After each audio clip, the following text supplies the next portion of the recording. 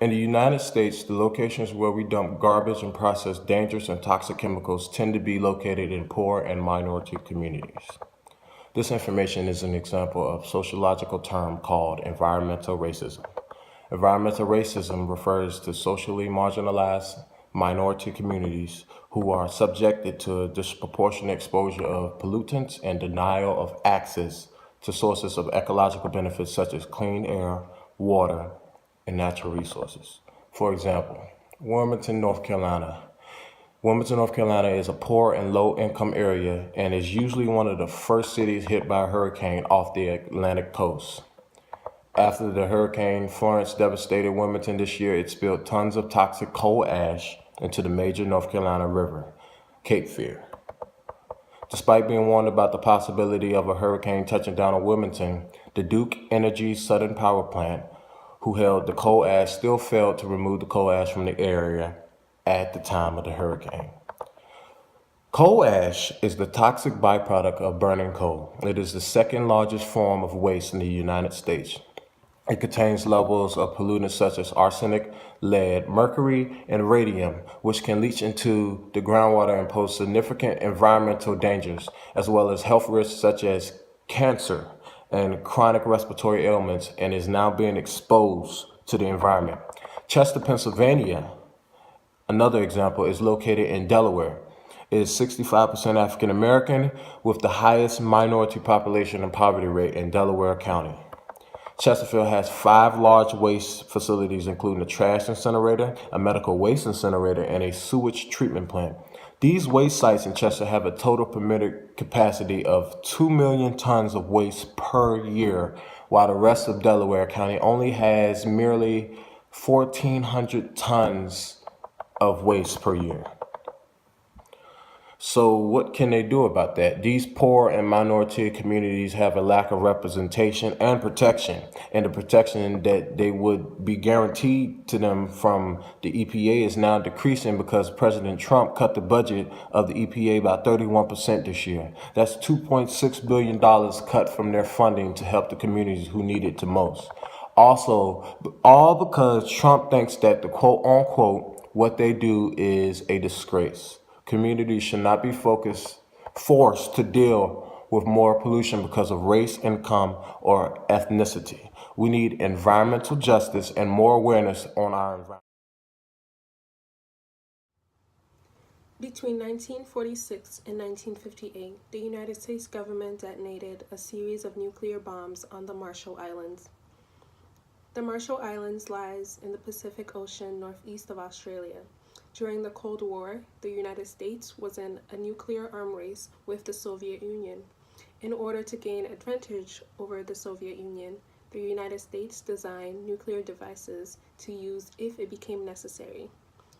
Thus, the U.S. decided to test these bombs on various atolls of the Marshall Islands. One of the test sites is Bikini Atoll. The U.S. military asked the Bikini Atoll natives to relocate for the good of mankind and to end all world wars, and they were promised safe return to their homes after the nuclear testing. The islanders agreed to the demands of the Army based on the promise that was made to them and the belief that everything was in the hands of God. The United States tested over 60 bombs, most of them being on Bikini Atoll. On the Runit Island of the Marshall Islands, there is a concrete dome created by U.S. military troops at the site of the bomb nicknamed Cactus. Under this dome is loose waste and soil debris from the various test locations on the island. This tomb took a total of 3 years to complete. Due to the bottom of the dome not being sealed in concrete and due to current rising sea levels, the nuclear waste that was once contained in the dome is now exposed to the ocean. This dome was designed in order to save the environment from radioactive material, but it is clear that there was no regard to the ecosystem on the side of the United States when the project was implemented. To this day, the island is still contaminated with radiation from the bombs. The islanders and their descendants still live in exile. They have lost their cultural heritage, their traditional way of life, which is something that they are unable to get back. The effects of the bombs were poorly evaluated on the residual radiation was felt over 60 miles away. The detonation of the bombs affected local communities. Many suffered from radiation sickness, sore skin, vomiting, diarrhea, fatigue, as well as burning and swelling leading to various cancers. Since the displacement of the islanders, the United States has taken full responsibility for the displacement of the Marshallese and are working with their government to provide health care as well as the monitoring of several affected islands. But the compensation that was provided by Congress is not an accurate representation of the damage caused. Radioactive levels on the island was well above the established safety standard. The Bikini Atoll natives were unable to move back to their island.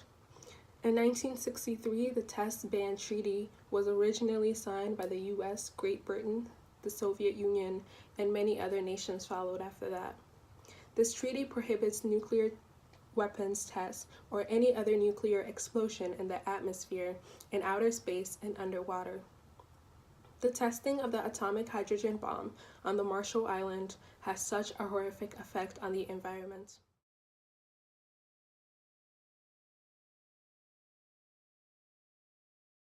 Water crisis. The effects of the Atlantic Coast Pipeline is seen to target minority and low-income communities.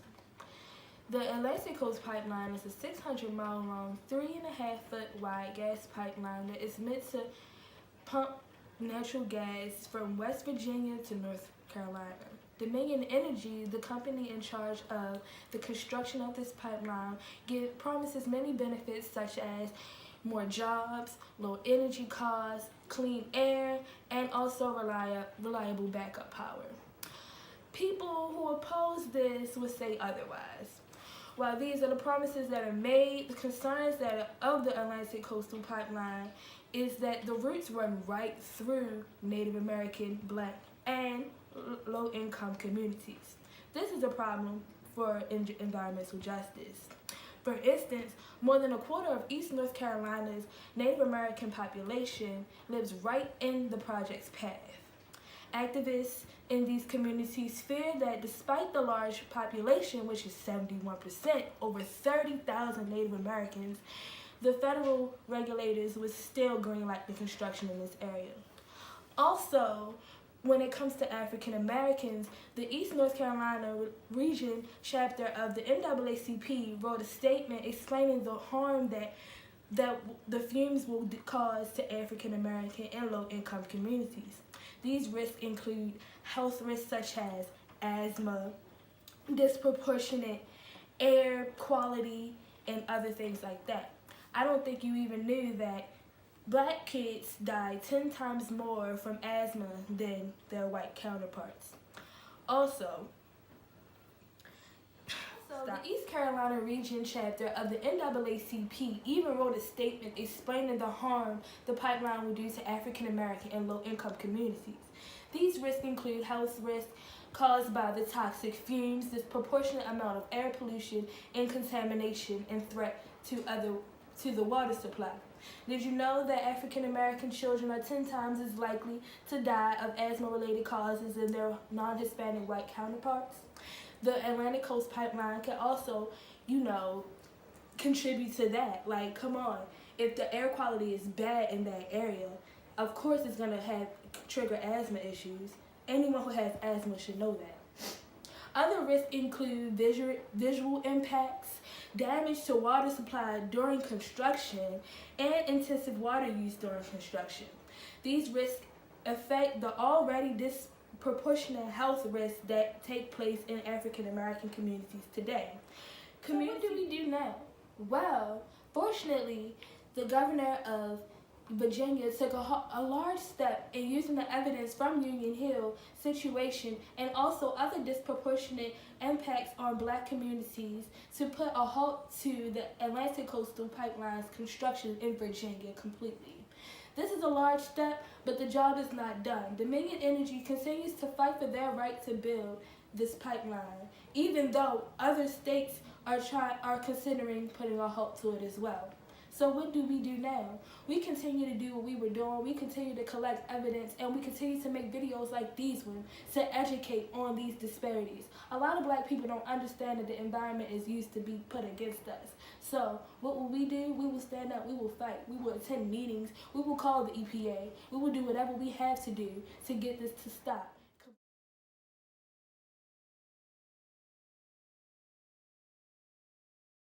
In part. In the early 80s, Flint, Michigan was the home of General Motors. As we all know, General Motors made car parts, engine parts to be exact. After the downsizing of the company, Flint, Michigan fell into a major economic decline. The community and its residents felt abandoned and even wondered exactly why did they leave. The water distribution system and the Flint River was a major issue way before the Flint water crisis ever happened. According to Mona Hanna-Teska, in the article, elevated blood lead levels associated with the children in the drinking water crisis in Flint says, unfortunately, the Flint River is corrosive, so corrosive that the spokesman, Tom Wickman, for General Motors, states that their company would no longer be using the Flint River for manufacturing because the river is corroding their engine parts. The Flint, Michigan River was not actually contaminated. Although it showed high levels of chloride, it wasn't contaminated. The issue, according to Hanna-Teska, was that the pipes were old and that the corrosive water traveling in the pipes were picking up the lead along its way in its travel, which resulted into lead seeping into the water supply through their tap system. And the residents were totally unaware that the toxic levels that they were receiving through their tap water. The government of Flint knew exactly and took efforts to cover up information.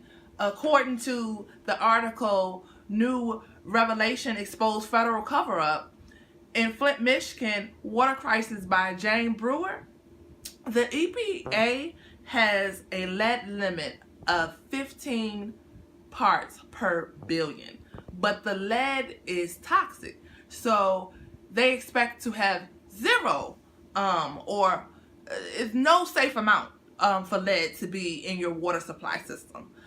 So various samples that were taken during the Flint water crisis showed up to be 100 parts per billion of lead.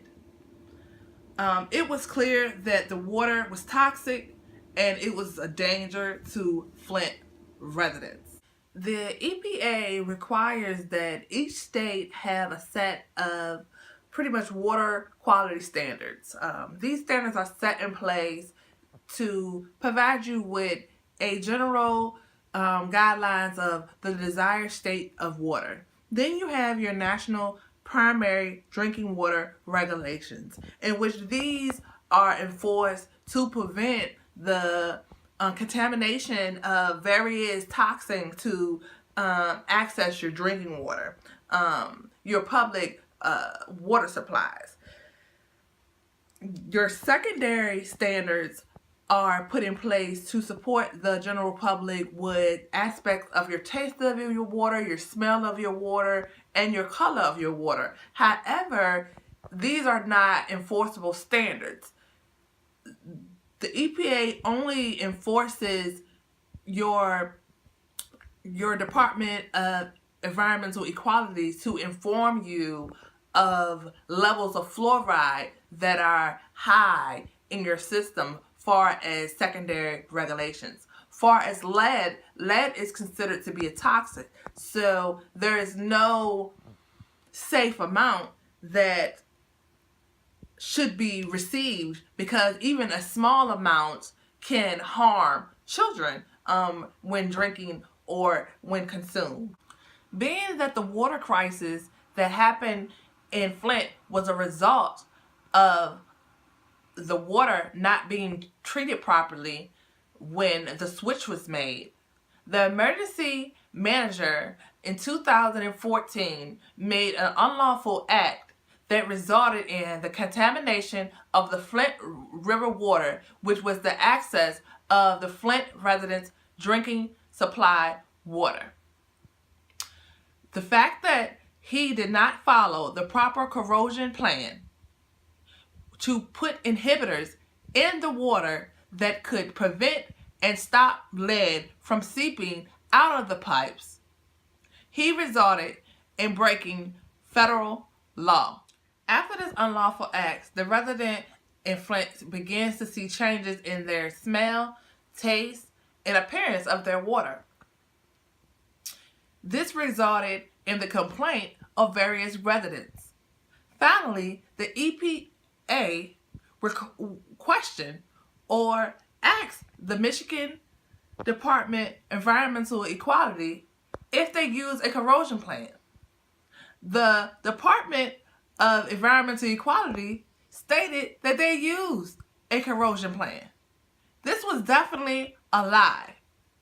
The Michigan Department of Environmental Quality never used a corrosion plan, which resulted in the cutting costs of about $5 million, which resulted in illnesses and sickness that are long to come. The unconfirmed death through Larian disease has reported 10 deaths in Flint, Michigan. There are no connections with this. However, Larian disease, the bacteria, is typically found in water that is contaminated. The Michigan Department of Environmental Quality made the unlawful decision to not treat the water with corrosion inhibitors. And on top of that, when taking samples of the Flint River, they was diluting their samples before reporting it to the EPA. I am so confused that this happened in 2014 and it's still going on to 2018 in the United States. We have to take an action, to take a stand, to inform others and the residents in the United States, in these communities who are impacted by environmental racism. We must speak and have a voice, and don't let government officials, whether federal, local, or state, to interfere with the public's health. We have to stand together to make an action to prevent issues like this occurring. It is of now 2018, and the individual at Flint, who lives in Flint community, are dealing with numerous of class action lawsuits that are against the Michigan state. People are waiting to be reprimanded for the illness, the sickness, and the lifelong illness that, due to the careless of leaders and officials who dropped the ball, caused a whole population to be poisoned by toxic lead. This is insane, and this should be spread and informed. And although that the Flint water crisis is not making headlines now, this is exactly the effort that people want to push this under the rug. We, as a society, should no longer push issues under the rug that affects minorities, and speak and have a voice. My name is Jeremiah Geesley, and I was behind the scenes on my mom's recording, and I was also a participant in the Virginia State University STEM program for minority males. And I just wanted to share with you this little piece of information. The metal of lead that is harmful to human health, even at low level of exposure through water or air, is highly linked to lead exposure in children, resulting in the damage to the central nervous system, learning disabilities, shorter stature, impaired hearing, and impaired functioning and formation of the blood cells, causing anemia, nausea, and diarrhea. The CDC recommends immediate action when a child has more than 5 micrograms of lead found in their blood level. We must stay informed of our rights, laws, and regulation that contributes to environmental racism that impacts minority communities. And as us children, it is important to know what is in our water. We can no longer accept the decision of our leaders in silence. We must take action.